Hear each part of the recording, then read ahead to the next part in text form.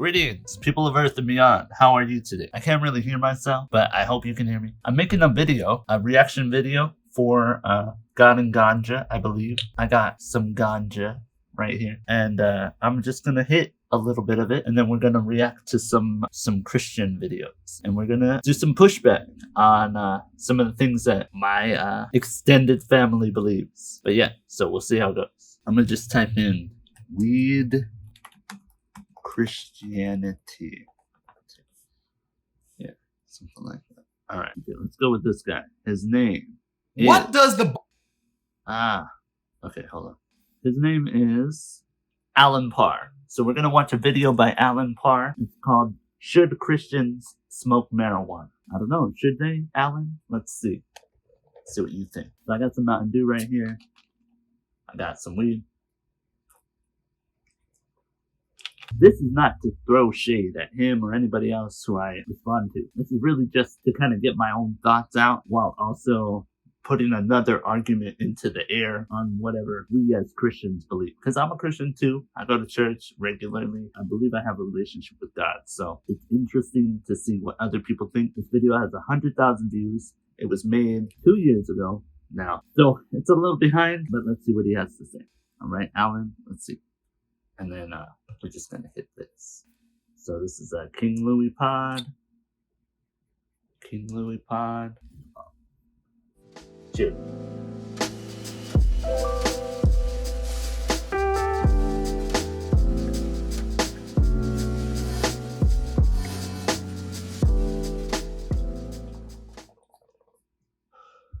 Okay, well, that didn't work as good as I thought it would. So we're just gonna try something else. I think I need to clean my mouth. So we're just gonna hit it. But this is to you, Allan. All right? I don't know you. I've never met you. I've watched your videos. I feel like they're pretty similar. You know, you tackle different biblical topics, and you put your knowledge out there. So let's see what he's got to say. Oh, well, actually.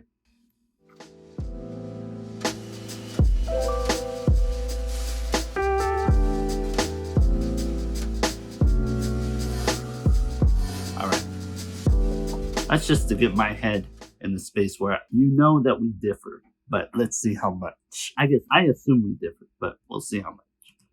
What does the Bible say about Christians and marijuana? In other words, if I'm a Christian, can I love Jesus and every once in a while just light up and smoke some pot? Is that an issue? What does the Bible have to say? That is coming up today on The Beat. Hey, my friend, welcome back to The Beat. My name is Allan Parr. Thank you so much for tuning in. Hello. If this is your first time here, it's a pleasure. If you want a free ebook, click the link in the description box below. If you enjoy this video, consider subscribing. Hit that little bell notification so you won't miss a beat. Okay, so this has become a much more popular question as of late because a lot of states are legalizing the use of marijuana. So to be clear, in this video, I'm not talking about the use of medical marijuana that is prescribed by a doctor. I'm talking exclusively about the use of recreational marijuana, rather. Recreational marijuana. All right. Right here, we got about a minute in, and I have a thought on medical versus recreational. He said, unless it is recommended by a doctor, right? Or like prescribed by a doctor, but most doctors will not prescribe it. It's not necessarily dosable. I mean, you can take doses of marijuana, I guess, but it's not the same type of dosaging, you know, and I don't think it works the same on everybody. As great as it would be to get to that point where you could say, oh yeah, just go get, 4 grams of marijuana and your headache should go away. I don't think that's how it works. Even medicinal. So the idea of medicinal needs to be clarified, right? Because it's like, we know about the kid with epilepsy whose seizures go away with THC. And then we also know the guy who's stoned who doesn't necessarily need the amount that he's smoking, right? In terms of Christianity, moderation, that would be a place to moderate yourself. But I don't see it as a place to not have it at all. And then if you're already kind of okaying for medicinal purposes, what medicinal purpose wouldn't you? You know what I mean? Like, is it okay or is it not? Like, we don't do this with amoxicillin. We're not like, oh, should you take it? I don't know. Have you prayed yet? We don't worry about it. We trust the doctors and stuff like that. So are you going to trust the science that's out there when it comes to medical marijuana? Or are you going to like be scientific without trusting the new information that's coming out? You know what I mean? Like recently, as they're studying it. And what the Bible has to say about that. Now, once again, I personally do not smoke weed. I have never smoked weed in my entire life. All right. That's interesting. To be honest, I'm turning 25 this year, but I didn't smoke weed for the first time till I was 21 years old, legitimately. And I still haven't really drank alcohol. I got a different vice. After I tried weed, though, I genuinely felt like decent effects on myself. So I felt like it was easier to go to sleep, or I felt like maybe my sinuses cleared up or something. And I was talking with my brother, and we talked about how it might even be a level of a placebo, just like because I did it, now I feel this way. So I associate the two. Where I would like to start is the endocannabinoid system. I would venture to say you know very little to nothing about the endocannabinoid system. And so did I. And I still hardly know anything. Like, I'm not a scientist within, but I've come to understand the terminology and the definitions of what they're referring to. And it's strange to me to find out that we have a system within our body that has receptors that cling to cannabis as if it was supposed to be there. That doesn't necessarily mean it was supposed to be there, but it's inside of our bodies biologically. It's not just I smoked weed and I really liked it. It's like there was a whole thing within my body to not only like it, but accept it. Like, you're not going to get much out of eating grass, like just ripping some grass out your lawn. But if you eat lettuce, which is like a type of, it grows out the ground and it's green.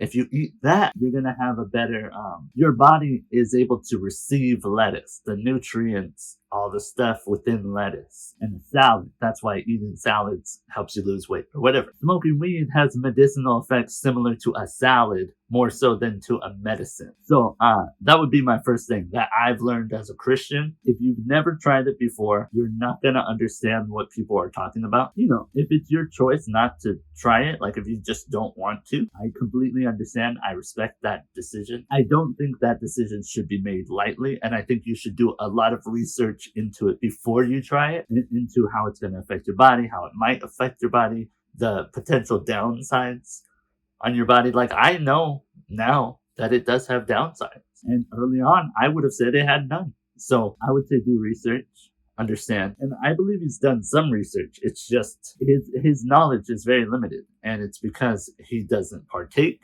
nor does he probably study new information coming out about it. I think when you do partake, though, you do want to know the new things. And so you're not only willing to find new information, but like you're studying what they're saying about the new things. So let me just hit this just to prove, because I want to see if you see a genuine difference as I go.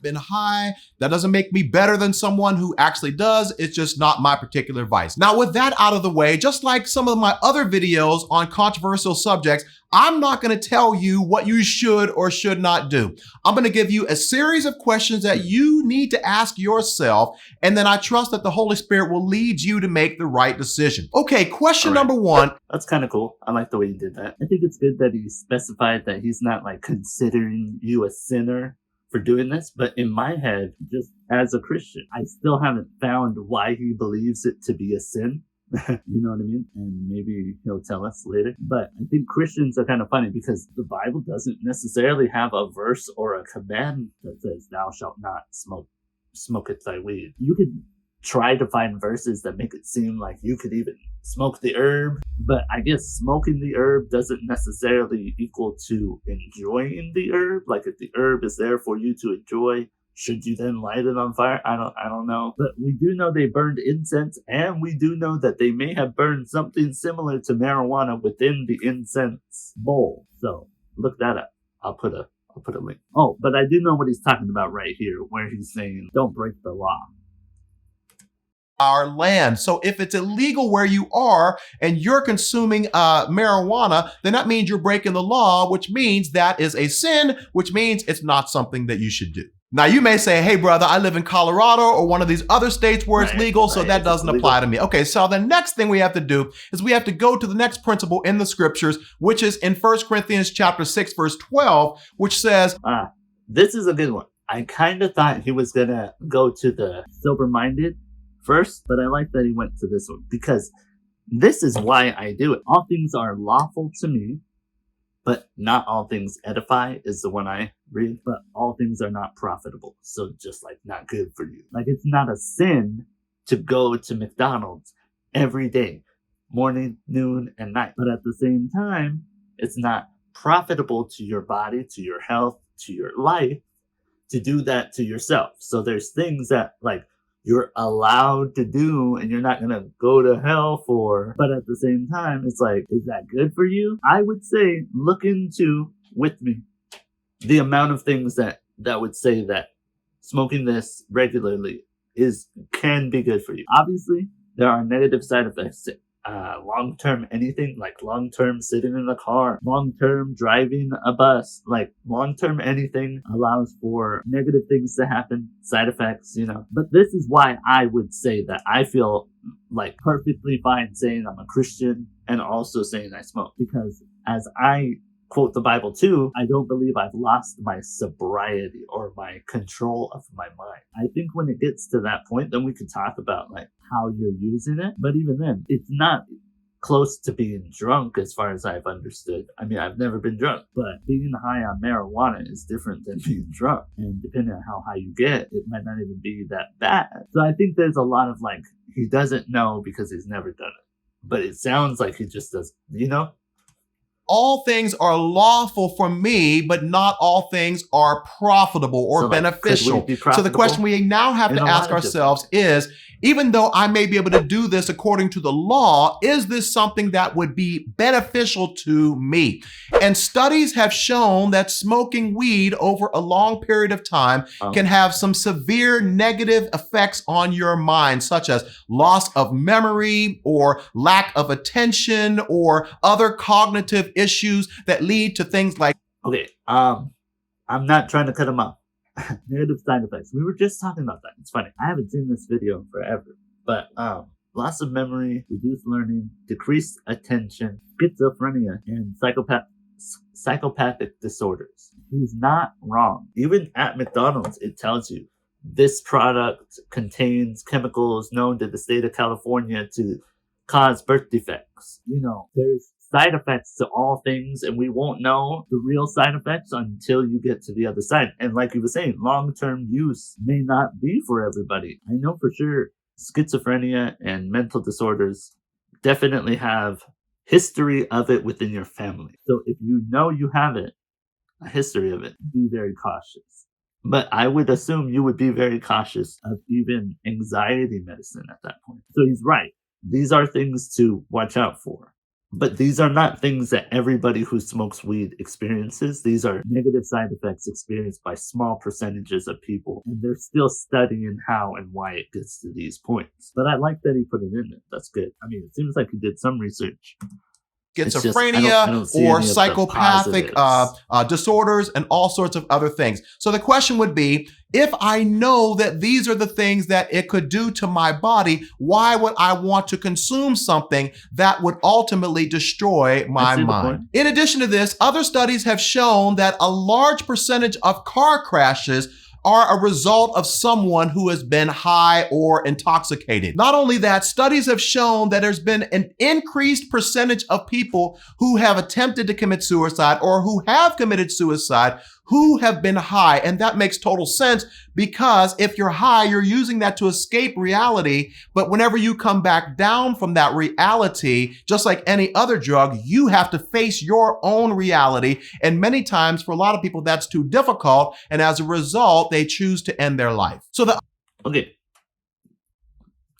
Truthfully, I recently just went through a very depressive patch concerning weed, but not necessarily to do with weed. I took a break, and I believe that it was helping and hurting. I believe it was allowing me to mask my physical pain and my emotional pain without having to deal with it, while also becoming dependent on that to function. So if I wanted to mask the pain or not deal with the issue, then I could, but only if I didn't think about it. And so, yeah, I had to face it at some point. I would say that reality doesn't change as much as it seems. So reality doesn't change when you're drunk. You get in a car, you hit a car. That's, what you saw doesn't change what's actually going on. So I think it's more of mental control. But again, I would say it's on a level of wisdom, a level of understanding. You have to know what you're doing before you even attempt. I think he doesn't know much about it because he doesn't plan on smoking it. I think the information that he knows is very limited or very direct. It's like 4 people who smoke weed. 3 of them have had horrible experiences. And so he's just telling us those. But I know long-term smokers who haven't experienced this. And I believe a good portion of the ones who do have more of a Christian background. They start feeling haunted, if you will, a little bit. So paranoia can set in, but that's about it. So I wonder where he's gotten most of his information. I don't think it's wrong, but I wonder if he's ever thought about some of the stuff I'm saying. The idea here is that even though this may feel good for me in the moment, will this be good for me in the long term? Now, you can make an argument and say, hey, you know what? It may not be beneficial for me, but neither is eating red meat. And we don't think twice about eating red meat. We put all sorts of negative things in our bodies and we don't even think twice about it. So what's the difference between that and smoking a little weed? Good point, but more about that later. Question number 3, what is my personal intent, or what is the real reason rather why I am consuming marijuana? And the question here is something that only you can answer for yourself. If you are using it to become intoxicated, to change the state of your mind, then my friend, that means that you are going directly against the scriptures or the commands in scripture to make sure that we're always self-controlled, we're sober-minded and alert at all times. I want to read a few scriptures here. 1 Peter chapter 1 verse 13 says, therefore with minds that are alert and fully sober. Then it says in 1 Peter, the end of all things is near. Therefore be alert and of sober mind so that you may pray. So he says, hey, the end is near. There's some things that are going on. We need all Christians to be on guard, to be fully engaged, to be fully alert, and to be fully sober-minded because the end is near. No time to be laying around smoking weed. Then it says again, one of my favorite, it says, I think that's a stereotype though. Laying around smoking weed. I think Joe Rogan said it best. Weed doesn't make people lazy. It allows people to be fully themselves. So if you're a lazy person, you're going to lean more towards the relax. It's like, hey, you want to go do this? Nah, I want to lay down. Hey, you want to do this? Nah, I'm going to do this. If you're a proactive person, the weed will allow you opportunities for productivity. And I think that's just something you understand once you try it. It's like if I said, oh, but you drank a bottle of alcohol. Are you drunk? And it's like, no, it's 16 ounces of alcohol. Like, no, I'm not drunk yet. I think weed has a limit. Different people have different tolerances, but each one is, I don't think it always just lays you on the couch. I think it has more benefits than just that. And I think that's kind of a stereotype that most people who haven't tried it think about. But it really doesn't even do that. Like, if you get it, if you bought it to do that, it wouldn't do that because that's not necessarily what it does. But it's just funny how it's a common thought. Alert and of sober mind, your enemy, the devil, prowls around like a roaring lion looking for someone to devour. So the question that you have to ask yourself if you're smoking weed is this: can I smoke weed and also at the same time be alert, be sober-minded, and be under complete self-control. If you cannot do that, then that means that it is a sin for you to smoke weed. The next question I think that you can smoke weed up to a certain point and still do that. I think also that there is a limit per person. It's individual. So you can't just say, oh, one hit of this and then you're done. It's like, okay, maybe 5 hits of this and then you're done. It's like, okay, well, that's moderation based on your tolerance. So we're going to have to learn how to gauge amounts versus body type and the way it affects the person. But overall, you should pay attention. Pay attention to when you begin to lose your mental, to when it starts to feel like a high. That's when I kind of pull back. Not to say that I don't get high, but the idea is I'm not trying to lose myself. I'm trying to enhance myself through what this does. So if you go from low to high, then it feels like an enhancement. And I think there are some people, and this is science that I've looked into too, but I'll find the links and stuff. But basically, some people start here, and when they get high, they get to a normal level. Like people with ADHD or people with anxiety, they're at a deficiency. And using this allows them to kind of have a neutral playing field. I don't know if that works for everybody like that, but I do think that there are positive benefits for me specifically. And then I've heard stories of other people who have had positive benefits with regular consumption. always ask in these situations is, could me smoking weed cause another younger or less mature Christian to stumble?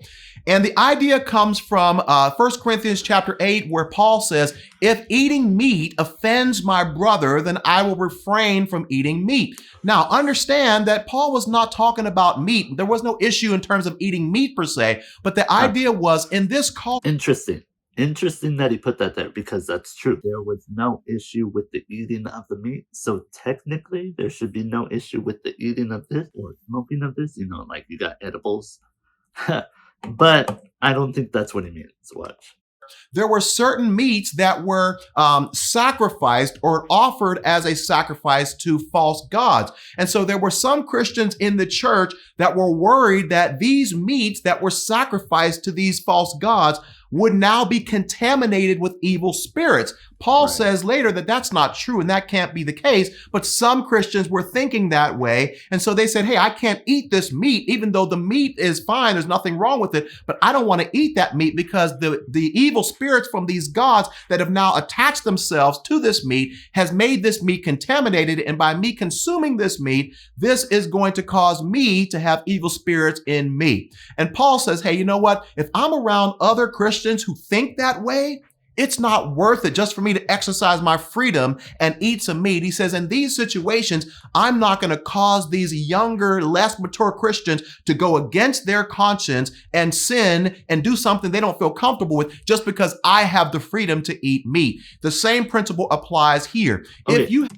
If they are less mature, at some point, either they will understand that the meat was not powered by the idols, or they will always be immature, right? Am I crazy? So either they stay in immaturity, or they get to the point where they realize that God is greater than any of the idols they've ever created or ever been created, that God is not hindered by those idols, so that meat is now edible because of God, in a sense. Like, I understand the heart of a Christian should be, if you're dealing with this thought process, I won't even agitate it. I will just not even eat the meat. But not because the meat is cursed, but because you're having a hard time. I recognize your struggle. I don't become a vegan, although I could. The idea is that I love you so much I would become a vegan, just so that you can see how great God is, almost, right?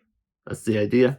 Another Christian that doesn't feel comfortable about smoking weed, or maybe they've never done it before, or maybe they're curious about it, and they see you, right, Mr. Worship Leader, or Mr. Going to Church Every Week Christian, or somebody who quotes scripture all the time, and they see you smoking weed. They may say, hey, if this brother or sister is doing it, then maybe there's nothing wrong for me to do it as well. And there is nothing wrong, but there always should be caution taken. You shouldn't go to McDonald's or a fast food restaurant and assume that they are going to take care of you better than you could take care of you. Dependence on another person should never be. You shouldn't depend on your pastor. You should depend on God. And I'm not saying that I'm your pastor or that he's your pastor or anybody, but the idea is, while I would like to be an example, I'm not. If you're going to follow in my footsteps, you have to do what I do. You can't say I'm copying him and I'm doing one thing, that I smoke weed with him because he smokes weed, but I smoke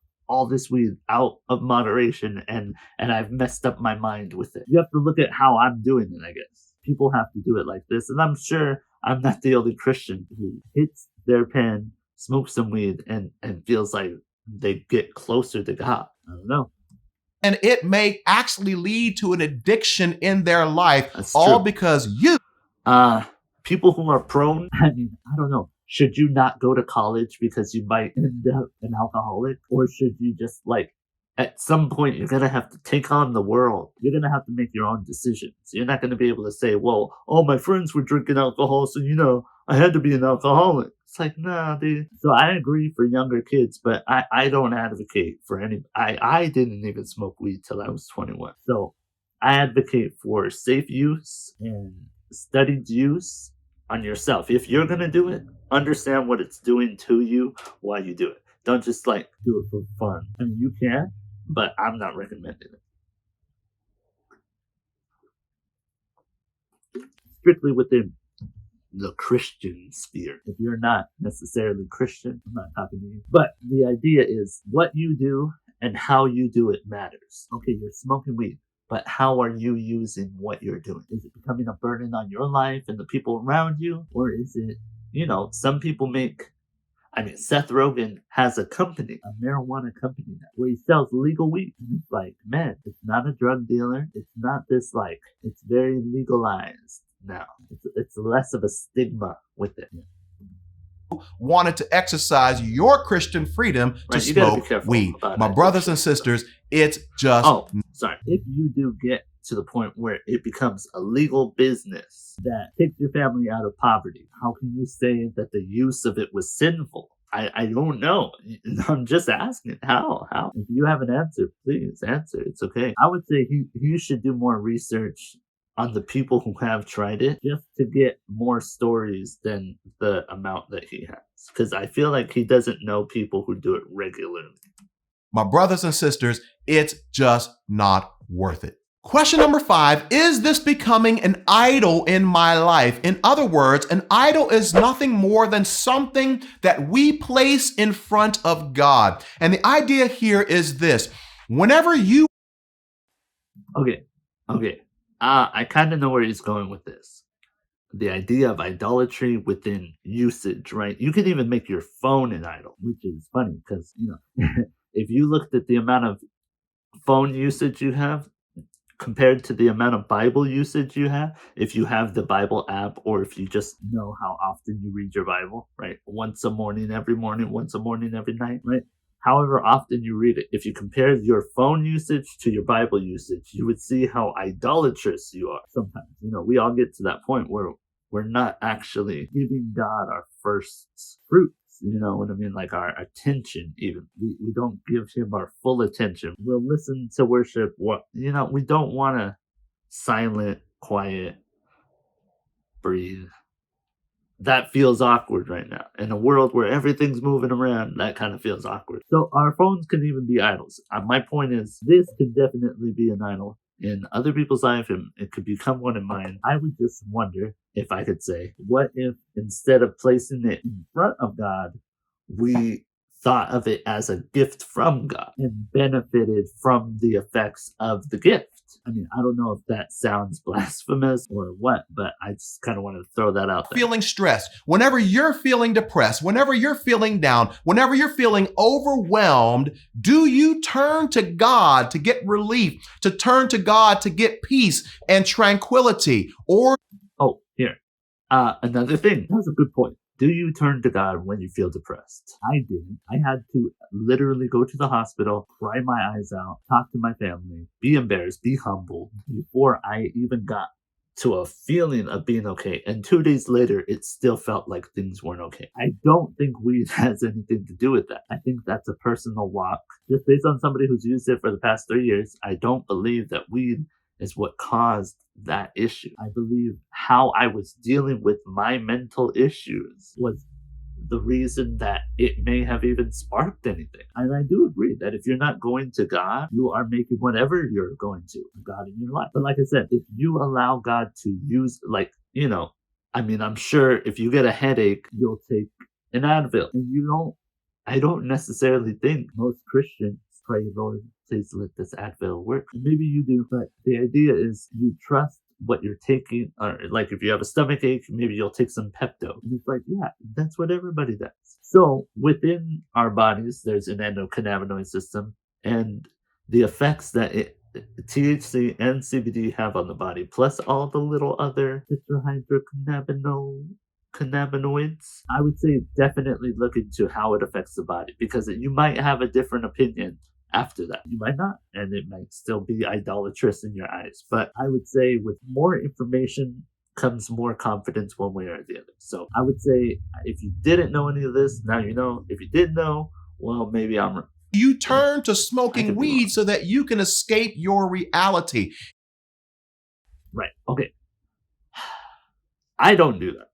Like, I'm not escaping anything right now. I have a camera. I'm going to edit this. I honestly believe that the more I do this, the more creative I get to edit. And I've proved that in my mind by rapping. And I could never freestyle, but there was 3 or 4 times when I would get high, and then it felt like the words were just flowing. It's like on The Sandlot when he's like, how do I catch it? He's like, you never catch? You're throwing the ball? And he's like, no, how do I throw it? He says, you gotta stop thinking about it, man. Just have fun. Like, if you were having fun, you would have caught the ball. So if you believe that God is the creator of the universe and that there's nothing greater than God, the plant, marijuana, and maybe the side effects should at least we should be able to investigate without fear. And if we're fearing, I wonder if there's a secondary issue not being addressed. Possibly the disconnect between the people who speak on it but haven't done it, and then the people who do it but don't speak on it.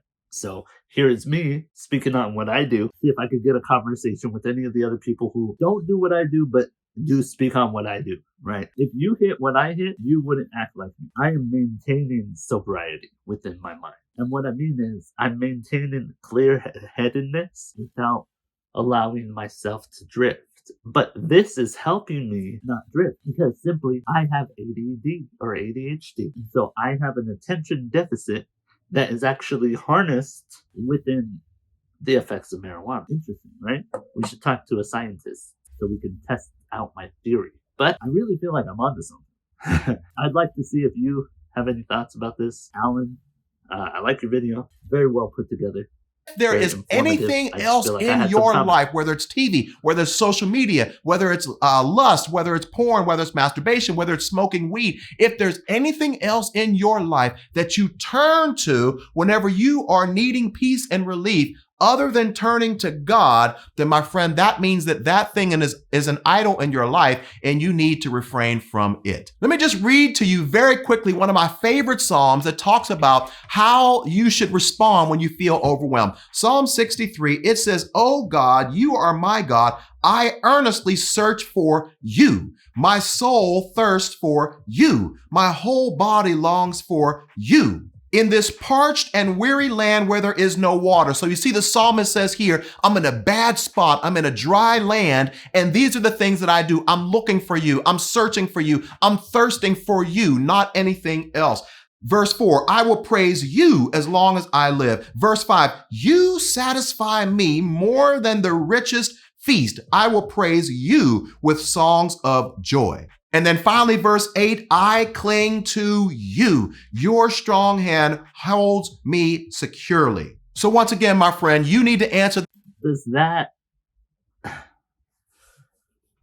if I cling to God for my mental stability within using marijuana because it's a plant that's been here for thousands of years, am I sinful for doing that in your mind? Or am I wise Am I attempting to find wisdom within not only the use, but the understanding of how this affects the body? I don't know. Interesting stuff. Question. Sure. And am I turning to weed in my difficult times, thinking that this is going to give me some sort of relief or escape from reality? Or am I turning to God, to prayer, to my community, to the scriptures, so that I can allow God to fill that need and that empty void in my life? And then the last question that I want to ask you is this: is this becoming an addiction in my life? You know, the Bible says all things are lawful for me, but not all things are profitable. And then it goes on to say, all things are lawful for me, but I will not be mastered by anything. I like. That's cool. Cool way to end it out. I do believe, and I bet we've all seen somebody who has been mastered by a drug or maybe even weed. But I think that comes back down ultimately to mental health. You have to be checking in on your mental health, even if you're not smoking it, but all the more if you are. Why you're smoking it, how often you're smoking it, definitely will play a role into being brought into the power. Like, you wouldn't want somebody working for you who comes in to work drunk every day. So as we want to be like servants of Christ, we want to be as clear-headed as possible. So the idea is that, can you be clear-headed while also smoking this? And I would say yes. Can you be fully clear-headed to where you will never forget a thing? Maybe not. Like, sometimes I'll see pills that I take and it'll say, do not operate heavy machinery. And it's not because I'm attempting to get high with my pills. It's just because technically these pills might even throw off your equilibrium, throw off your little this, make you feel like that. We do take the risk when it comes to medicine, and usually if the benefit outweighs the risk, we're willing to take the risk. Any Christian who wants to look into it, I would say 100% look into it. For any Christian who hasn't tried it and is thinking about it, I would say do more research. Ask every question you've ever thought twice, and don't do it until you do it. And if you're a Christian, but you either aren't stopping, haven't stopped, or don't want to stop, I want to hear from you. You know what I mean? Like that Paul says, hey, I'm not going to let anything master me or enslave me. And so the question you want to ask yourself is this: is this becoming an addiction in my life? How do you know? If you try to quit it and you cannot quit, that means it's an addiction in your life. See, you don't really know if something is an addiction until you try to quit. If you try to quit and you can't, that means that it is an addiction in your life. So I want to challenge you with this. If you are smoking weed, try to go 30 days without doing it. If you can't, that means, my friend, this is an addiction in your life, which means it needs to be something that you get out of your life. So with all of that being said.